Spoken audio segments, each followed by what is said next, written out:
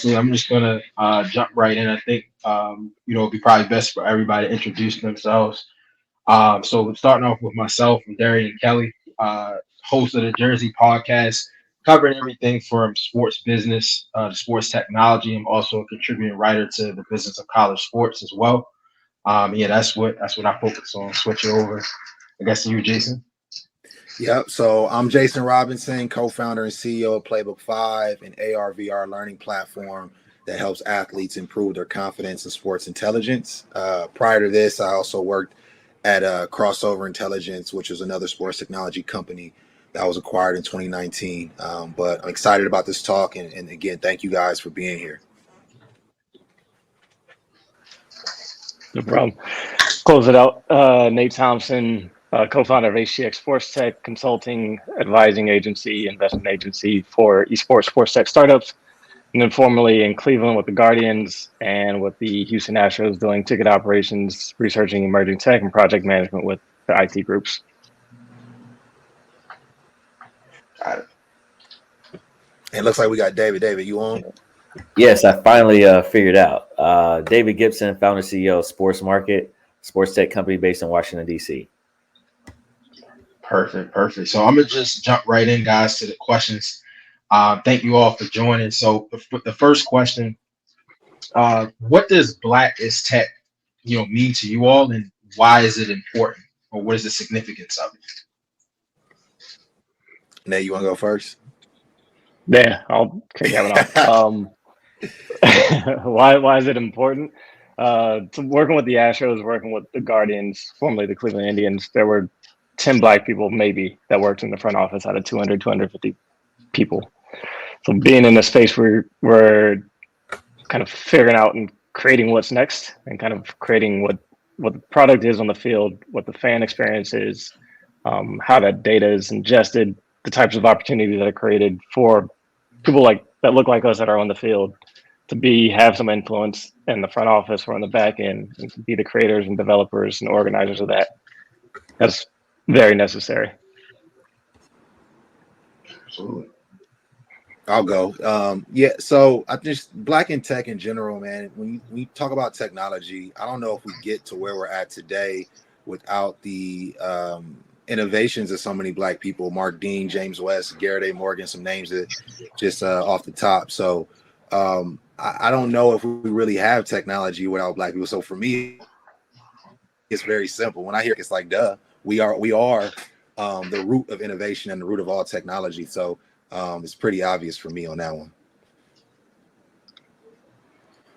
Yeah, for me, I think it's about representation and sort of, with everyone else there on this panel, Black is Tech, as far as innovation, as far as contributing to the ecosystem.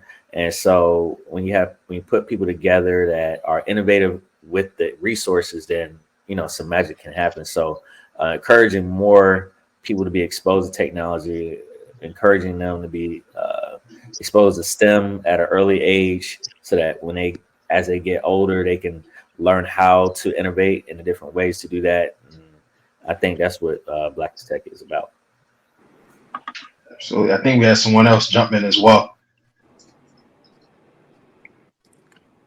MT, what's happening, man? What's going on, gents? How y'all doing? Good. Well, good.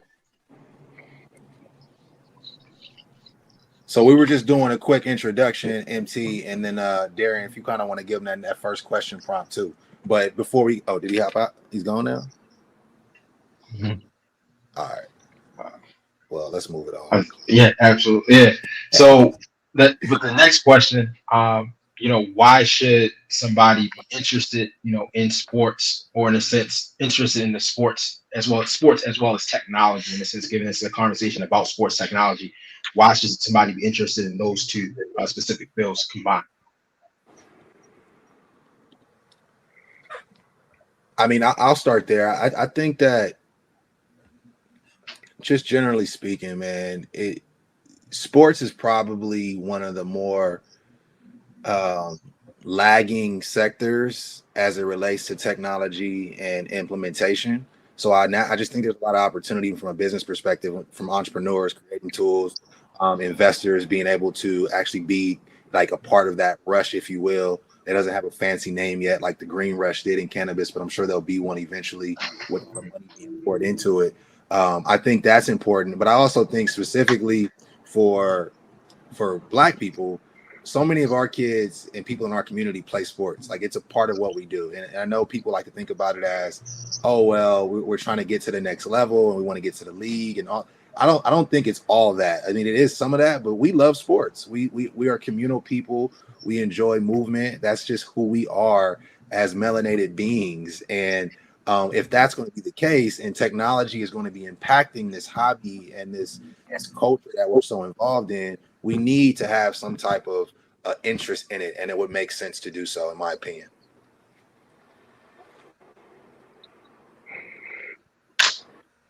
I'll piggyback that. Sports and entertainment is a big draw in our culture, kind of big thing that we follow, that Jason mentioned. But we can be the drivers or innovators in that space also, or continue to be the drivers and innovators in that space in another capacity or multiple capacities outside of the field of play, being more on the business operation side where it's a little more profitable and there's opportunities to create businesses that employ other Black people. Creating ways and figuring out ways to do that, leverage interest in sports and entertainment to do that, utilizing technology is a big opportunity. And MC, just so that you're aware, the question that we're on right now is, why should someone or somebody interested in sports be also interested in the technology piece as a whole, combining those two spaces? So if you want to chime in on that, feel free. Got it. And my apologies, technical difficulties. We know how it goes. Technology is here, so. But I mean, speaking in that sense, being an engineer and technologist and seeing sports as an avenue that's starting to be deeply explored through technology and expanded through technology, and the trickle down effect that's coming. I was actually having a conversation with a potential partner out on the West Coast, and they were talking about how now, because of the NIL, starting to choose high schools because of facilities, because of technology that they have to be able to advance their careers and help them best take advantage of their bodies and keep them healthy through this process. So that is a clear indicator that as technologies continue to grow, as these things continue to come down in the price point, as the flat screen TV that everybody saw in Boomerang back in like the early 90s was like $5 million. And now we can get a flat screen TV from down the street for $89. Like, as that happens in that space as well, the technology will definitely become more proliferated, but more importantly, we'll need stewards that understand both sides of the coin, that can make sure that people are getting what they're paying for and somebody's not just manipulating the data to be able to make a profit, and that people are being protected on the back end as well, because now we're getting down to the brass tacks of who we are and being able to track that on a consistent and live basis. That's really powerful stuff. So we need to have the technologists there that can keep the ethics at a high demand.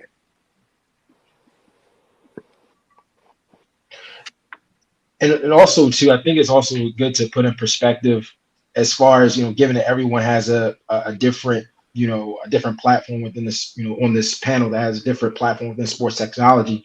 From you all's vantage point, who are like the key, I guess, central players when it comes to like locations or even just, places and countries that are, pushing the industry forward in a sense as a collective from you all's vantage point? Yeah, for me, it's the everybody knows like the coast of the Californias, the New Yorks, the Floridas, and then getting more into the spaces where a lot of our communities are. If it's in Chicago or Houston or Minneapolis or Indianapolis, there's accelerators that have started to build out, or companies or organizations that have started to build accelerators, venture studios, incubators around sports technology and leverage the teams and universities that are in those environments and start to say like, hey, we need to be doing more of this because we see it's successful over here on either the coast, but then leverage, if it's around health and wellness or player performance, leverage your medical facilities that are in those cities or around those areas and say like we can partner our sports ventures, efforts, initiatives with these health and wellness initiatives and bring those into our communities. Yeah, And hopefully, go.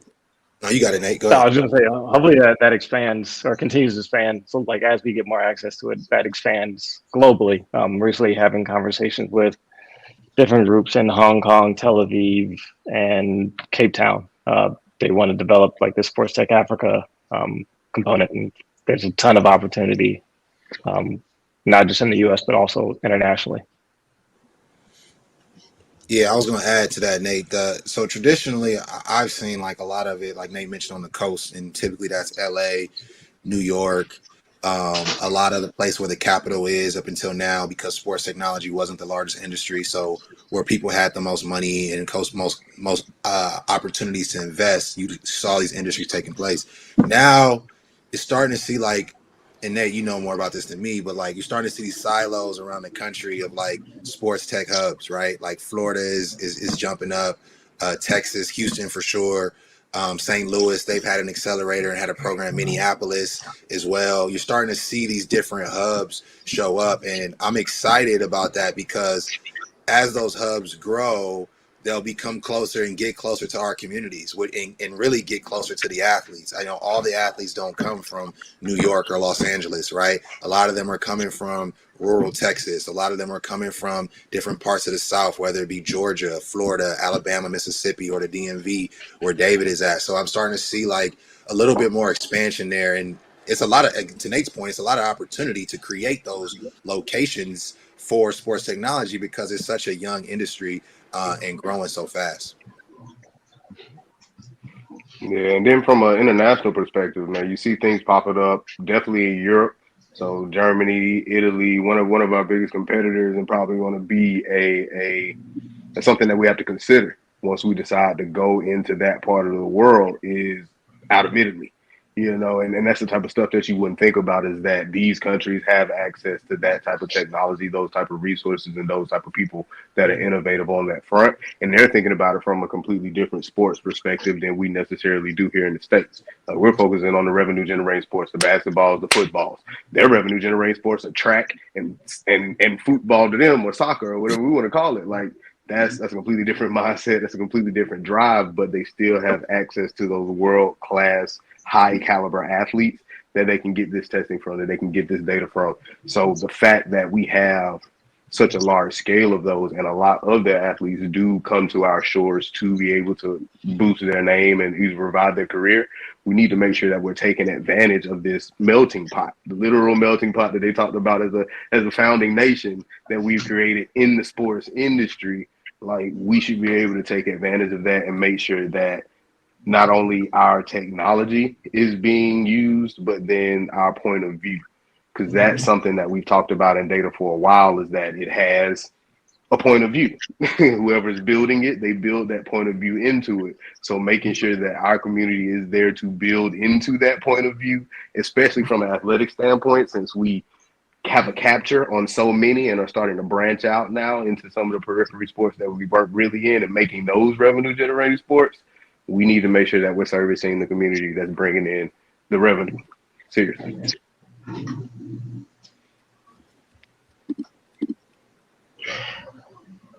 And then also too, and you kind of touched on this a little bit, I guess from your all's perspective, how is data transforming, the sports landscape? Because now it's like data is now the new currency. When we think of, not even just outside of sports or just when it comes to business, but when you look at it from a larger, sports landscape, how important is that as far as, the evolution of sports from what we see today? I mean, we can already see it happening. Like, the professional teams are utilizing data to the point where the Los Angeles Rams is the most technologically advanced team in the NFL, and they just won the Super Bowl. So now the arms race for data collection, for the ability to be able to track these players and understand how they're growing and being able to perform and being able to take advantage of the raw athletic talent that they were given, combined with the skills that they worked on for so many years, and just getting that little bit more is going to be in the numbers. We see it, we know it now. Just like everything else, the comparison I usually make is that when the Apple Watch first came out, nobody wanted it. And I don't want this on me. I don't want to be tracked all the time. Now you can't go by anybody that actually has an analog watch. Everybody has a smartwatch of some sort that's getting that information. So in the sports landscape, is going to do the same thing. Now, with all of the changes in the sports landscape that have happened, it's probably going to accelerate. And the pandemic, because that's one thing that Metric Mate has seen, is that because of the pandemic, people have a better understanding of data, and that remote aspect kind of gives something that's appealing. But as it continues to trickle down, man, it's that's the way it's going to go. Yeah, to add there, Darian, if you don't mind, I think that, to your point, MT, like, we've been afraid of data. I think a lot of people in our communities are afraid of data, and I get it. I understand it. Historically, our data has not been utilized to really help us.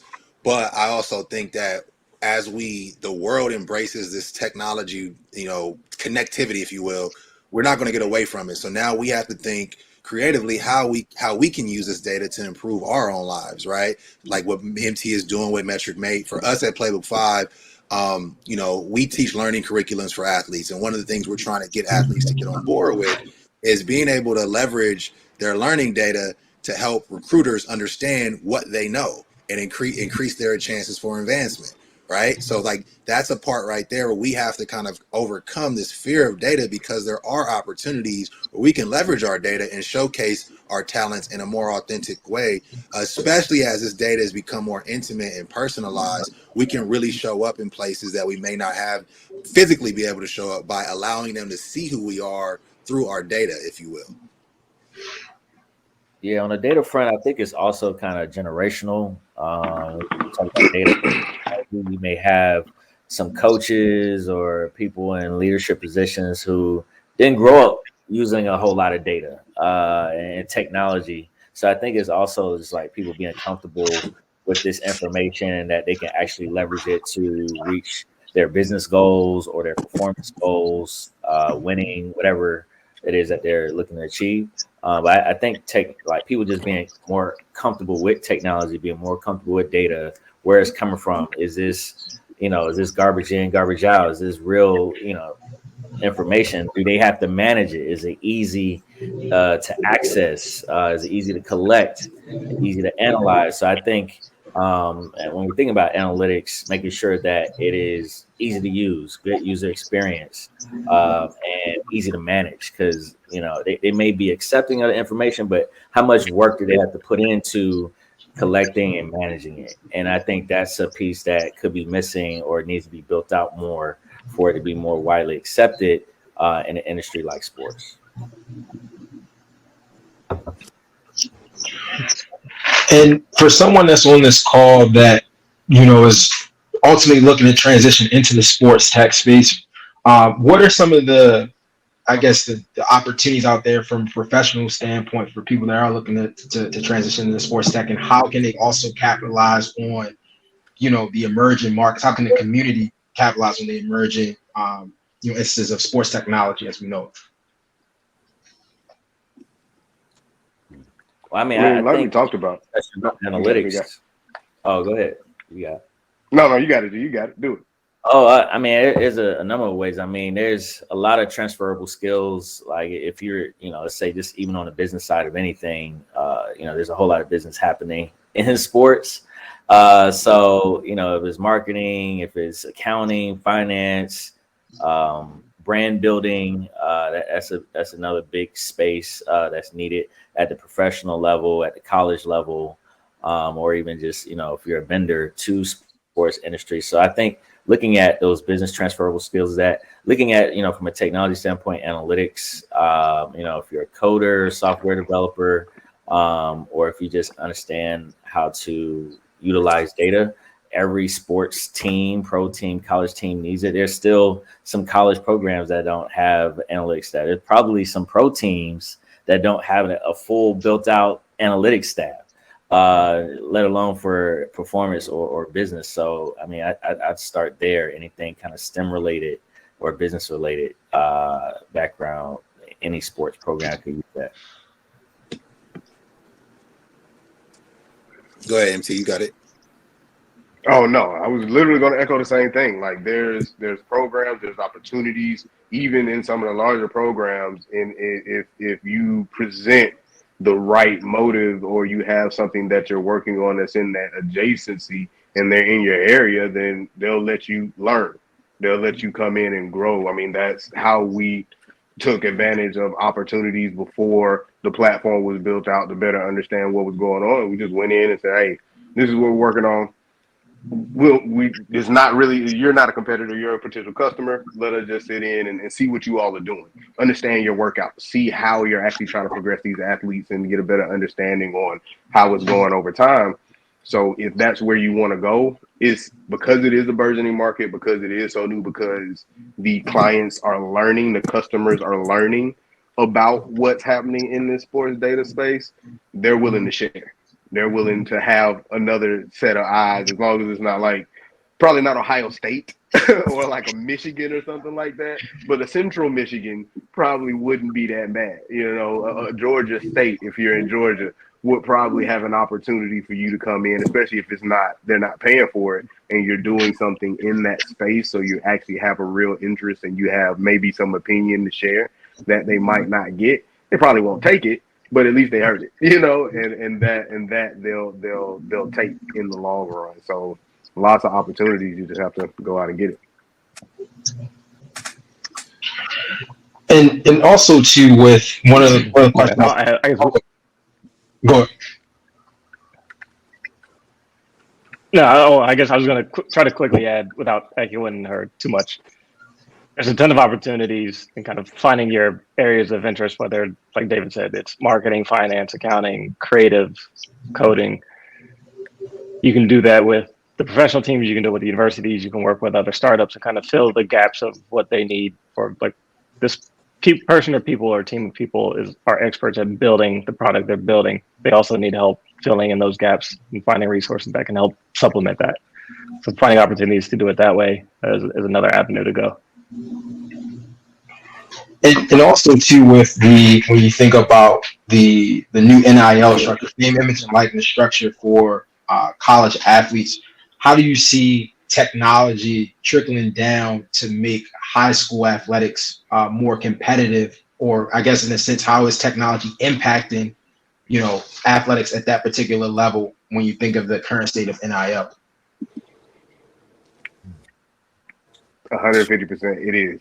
I can speak from that, from like conversations that I've had, like with people in the high school space that are seeing athletes that are zoned or sanctioned from their school, either moving or cloning addresses or doing whatever needs to be done to get to the space in the area that's going to give them the best chance to not only make it, they know they're going to make it, but to be as healthy and to be as improved and as adept in the game as they can be. And data has a lot to do with that, especially on the high school level, because you have a plethora of coaches that teach on the high school level that actually understand. So you're going to get a couple of schools that have that coaching staff and that ability to be able to support the student. And now it's coming down to who actually has the stuff in the weight room that's going to help me best take advantage of my time and be efficient in my growth. And the only way you can do that at this point with all of the study that's been done by actual practitioners is with data. Like, to have those nuanced numbers that's saying, okay, you can tell a difference in the velocity of somebody doing a squat if it's 1 to 2 meters per second, of course. But now you're talking about getting into millimeters per second. And that's non-perceivable by the eye. So, and students understand that because they're a lot more tech adept than any other beings that have lived on this planet, because they've grown up. I have a 2-year-old that uses an iPad like she used it all her life. Like it can be attached to her hand.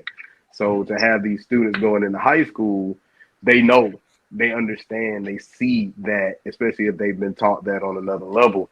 And the highest level ones definitely have that. And so as that starts to trickle down, because they have teammates that they play with who will be able to educate some of the younger students, and they'll be able to know coming out of middle school now that, no, I need to be able to understand, my data points, like what's my power output on these reps. I need to know, coach, so I can make sure that I'm getting the most out of this workout and I'm trying to hit my peaks at the right time. Like, that's the type of conversations we're going to start having in the next 10 years with middle schoolers. Like, they're already ranking middle schoolers as far as their athletic output and their athletic ability. Now that NIL is in place and it's starting to trickle down, you have this ranking system that's driven by industries or folks in the industry that have been at it for a while, so they're respected for it. Soon you're going to have a middle schooler on a billboard, with a basketball, like making the check and going into school with all the newest stuff. And it's just going to be that type of cycle. The trickle down has already started. So you already have students that are using data. They get coaches at an early age. The problem with that, and I think we alluded to it earlier, is that generally doesn't include our community. So making sure that we're at some point in that sports technology intersection will make sure that we can add that value and bring it to the folks that need it, that can actually utilize it. So now the playing field is more balanced and based off of hard work, will, and talent than access. Yeah, I just want to add, on the NIL front, we got a couple of good questions going in the chat, and hey, we'll probably get to them.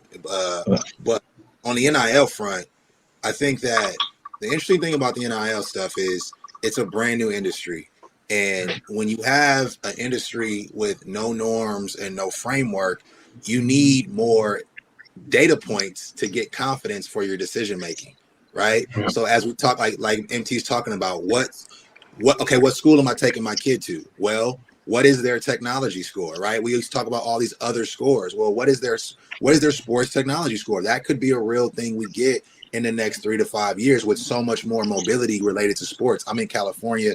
You got kids moving out from Texas, Alabama, Mississippi. They've never been to California. So how are they making these decisions? What's informing those decisions? It's largely going to be the data, different type of data, not player data. We're not talking about that, but it's the data around information in general about what these schools have and what opportunities to move forward these players will have once they get to that new school.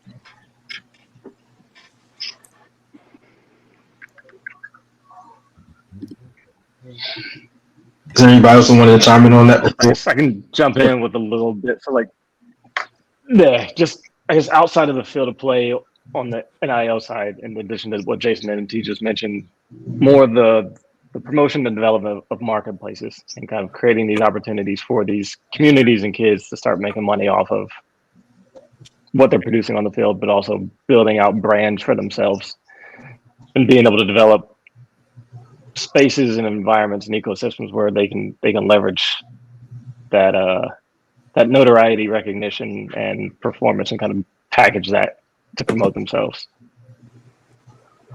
Definitely.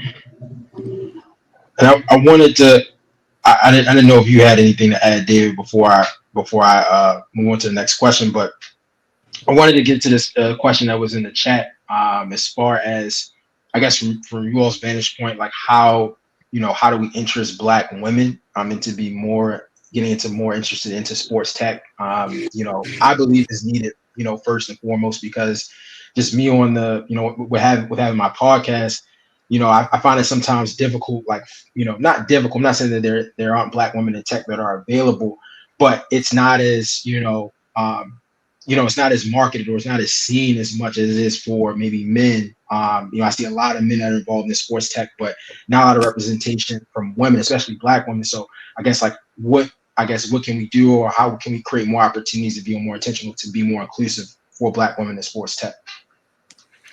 Man, I just want to talk real quick. I think we have to reduce or remove some of the barriers of entry to technology in general for women.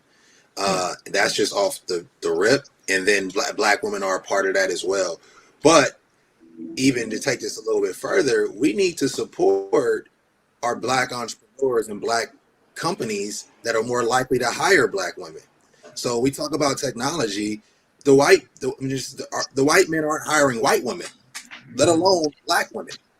So who's gonna? It's gonna be the Jason Robinsons, the David Gibsons, the MTs, the Darians, the Nates. And what we have to do as a community, we have to rally behind these companies and not just look at them as products and services, but they're potential institutions. Like they're going to work. They have a greater opportunity to work here than they will at a white company, if you will. And that's just the fact. So I think one, we just need to lower the barriers for all women into technology in general, but as a community, we work the institutions that are best aligned to create that outcome. That's it. Yeah, I agree with that.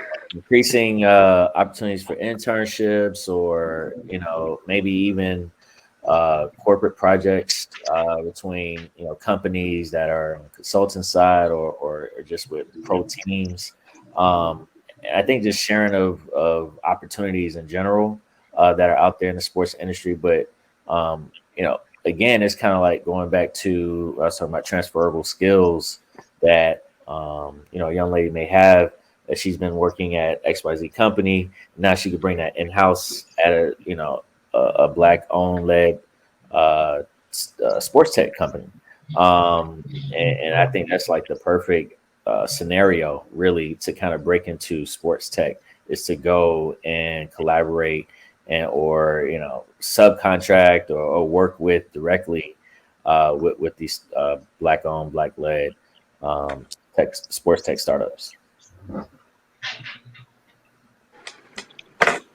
Then I guess I'll add a little bit more. So I think for us, for me, it was like being more aware, getting exposed to these are the opportunities, and kind of knowing that there's spaces that I can get into or break into. But a lot of what Jason just mentioned is like being very intentional and being inclusive of women and Black women specifically in the sports tech industry. So we have groups like Women at Sports Tech. We just finished an accelerator with Div Inc., which is an accelerator for minority women-owned startups. You have Trailblazer Ventures that just launched their women-focused accelerator that's in partnership with RGA. You have Just Women's Sports that just raised some money, and groups like Athletes Unlimited that just created, or founders within Athletes Unlimited and partners within Athletes Unlimited to launch a league for volleyball, softball, lacrosse, and basketball. And then being more supportive, or continually being supportive of those programs and those platforms.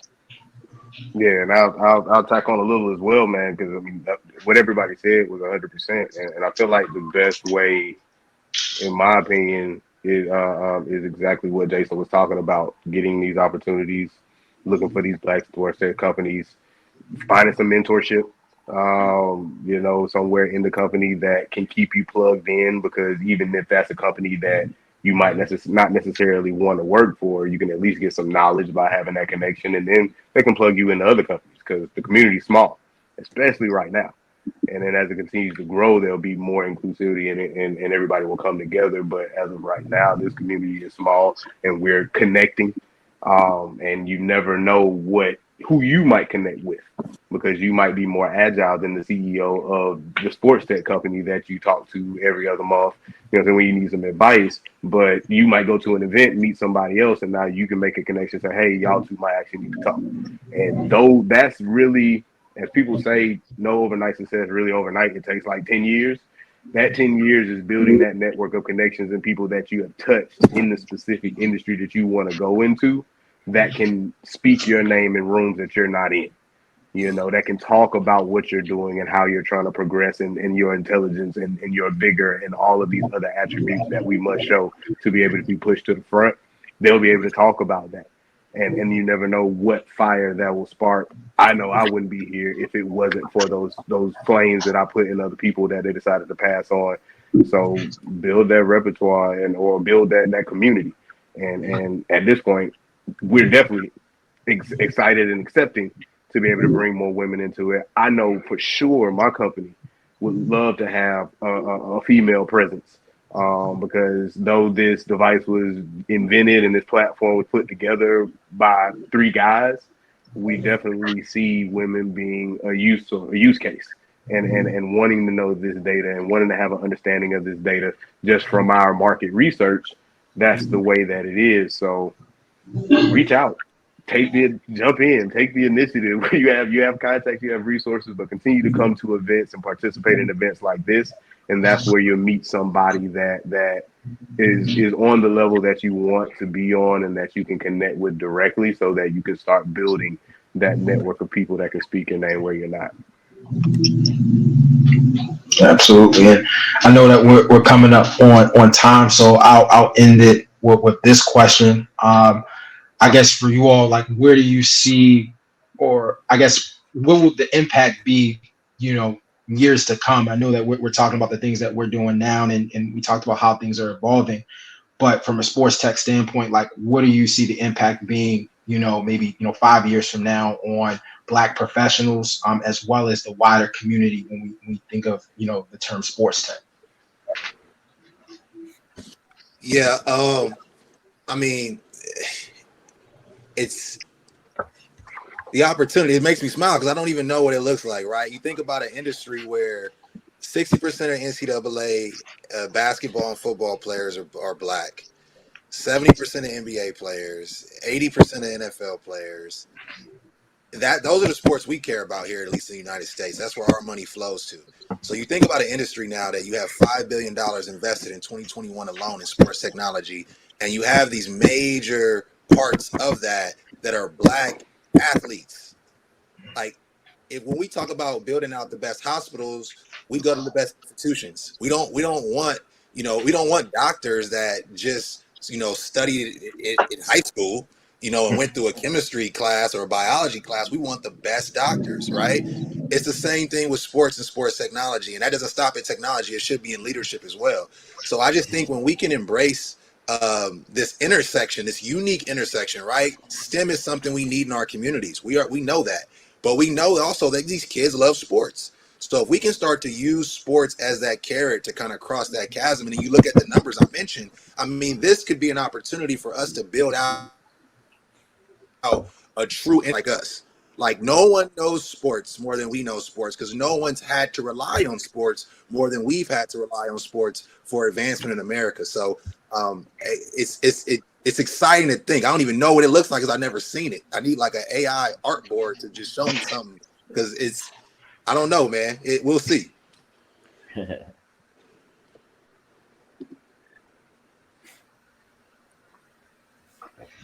Yeah, for me, the impact kind of in the short term, long term is kind of what everybody touched on. It's improved access and exposure across genders, but also across different age groups. So MT mentioned like his daughter, right, being able to use the iPad with no problem, and kind of her being exposed to that platform and finding ways of being engaged in that device, finding ways to tie that into her interests, and like finding there's going to be something that piques her interest that we didn't even think of or didn't come to mind at all, because that's not our experience. So being able to kind of leverage and bring in everybody's experience and then expand that outside of baseball, basketball, football, and soccer, cricket, lacrosse, all these sports, that as the world becomes increasingly global and sports becomes increasingly global, with NBA developing Basketball Africa League, you have rugby coming into the States, you have Major League Soccer building out their efforts with the World Cup coming in 2026. There's a lot of opportunity to cross over and kind of add to what we're already creating. Hey, before you got some, David? Nah, you go ahead. I know we up on time. I was somebody said something in the chat that and Aisha, she had a couple gems in the chat, but I just wanted to say, Aisha, I see that softball does need more exposure as well. I just wanted to shout that out real quick, but go ahead, David. My bad, man. Oh no, you guys just gonna say, more opportunities for exposure, and more opportunities for monetization is what I see in the future, and that's across the board at all levels, whether it's recreation all the way up to professional sports. Yeah, the same thing. I see access. Like that's why I'm here. That's why we're doing what we're doing. That's why we created on the level that we created it at, as far as our platform and our application, is to be able to give access. I was a kid that didn't have access. My brothers were kids that didn't have access, but we made it pretty far. and the athletic endeavors. And it's kind of like, what if we would have had that access? And I don't want anybody in the future to have that thing. So being able to bring that data to everybody, and not just athletes, because this data is the type of information that we get from the elite bodies that can help everybody else become what they want to become, live longer, live stronger, be able to lift their grandkids and all the aspects.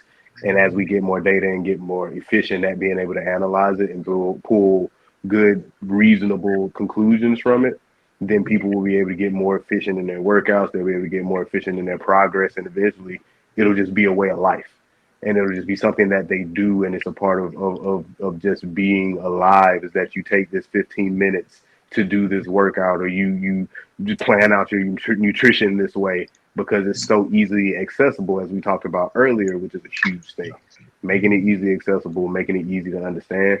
That's the future, and that's the future that's going to allow it to be able to change everybody's life. And I'll just add my 2 cents on that as well. Just from the media standpoint, I think that also too, we need to have more black storytellers within the sports technology space to capture the stories of the innovators, of the founders, of the professionals that are, making, creating these opportunities for others, creating opportunities for others in the community. It's like, how do you capture that? Because we don't want 10, 15 years from now, as all of these advancements take place, for the story to be misconstrued, or the story to be, oftentimes we watch things now and it's just like, okay, did it really happen like that? Or it's always a question or a conversation of like, what really took place? So I think that, on top of, everybody that has their hands in, the day-to-day, whether you're, involved in, data analytics, NFTs, Web3, you still have to also find that partnership with, those media outlets to also, get your story out there and broadcast to the world, so they always say, like, with secrets, the sometimes when things stay a secret, they don't come to the light, and that's not necessarily a good thing. So we always want to keep those relationships strong between, sports technology as well as, the media aspect of it as well. And Darren, I don't think they kicking us out. So if we can, if you guys have time and you want to, and I can stay, I got a couple more minutes, answer some more of the questions that in the Q&A. Yeah.